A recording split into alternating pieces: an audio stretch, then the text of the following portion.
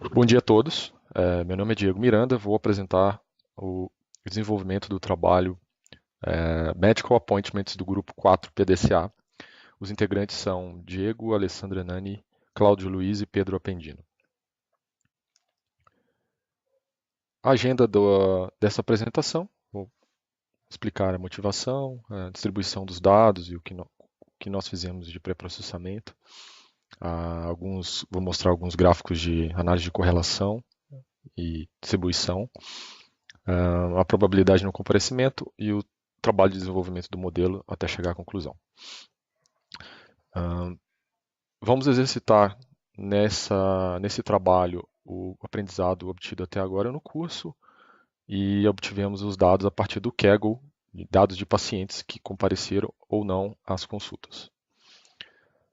Basicamente são 110 mil linhas e 14 colunas, como vocês podem ver aqui nessa imagem. São várias colunas de se ele possui ou não alguma doença, se ele compareceu ou não, a data de agendamento, a data da consulta e outros mais. No pré-processamento dos dados, verificamos se haviam valores NA ou nulos. Não encontramos nessa situação, porém encontramos valores outliers, com, por exemplo, pacientes com mais de 100 anos ou ou, por exemplo, com valores negativos aqui na idade, né? Então nós removemos, deixamos dentro de um intervalo de 0 a 100. Nessa imagem vocês podem verificar a distribuição dos dados, podem perceber que está bem desbalanceado, né, esse dataset. Por exemplo, dados de não comparecimento, por volta de 20% dos pacientes não compareceram e 80% compareceram, a maior parte não tem nenhum tipo de doença e assim por diante. Nessa tabela de correlação, vocês conseguem visualizar que, por exemplo, o campo de idade tem uma correlação maior com o paciente que possui algum tipo de doença, né? Então, esse é um tipo de análise que nós visualizamos, porém os demais campos não têm uma correlação alta. Tá ok? Nessa imagem, nesse gráfico, vocês conseguem visualizar a probabilidade de não comparecimento. Tá? Então, esse campo aqui, que é scholarship, diz respeito a se o paciente tem ou não Bolsa Família. E esse último, se recebeu ou não SMS, antes da consulta. Então, essas duas condições, os pacientes com essas duas condições têm maior probabilidade de não comparecer, comparado com os demais.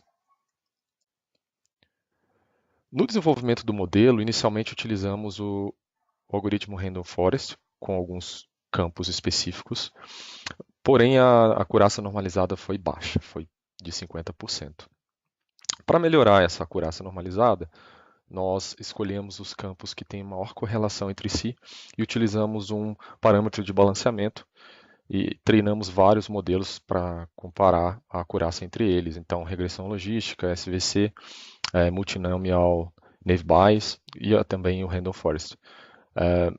E aí, daqui a pouco eu vou mostrar para vocês os resultados, porque ainda no final do trabalho desenvolvemos também uma rede neural com algumas camadas e executamos esse modelo de rede neural para observar essa acurácia. Tá?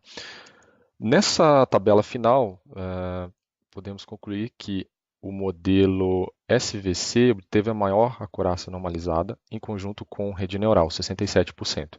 No entanto, a acurácia sem normalização foi maior no SVC. Nós entendemos que, devido às dificuldades de balanceamento dos dados, né, os dados estão bem desbalanceados e também não tem um conjunto grande de informações de dados, então, assim, com uma quantidade maior de dados e também com campos que tenham maior correlação, nós poderíamos obter uma maior acurácia normalizada. Muito obrigado.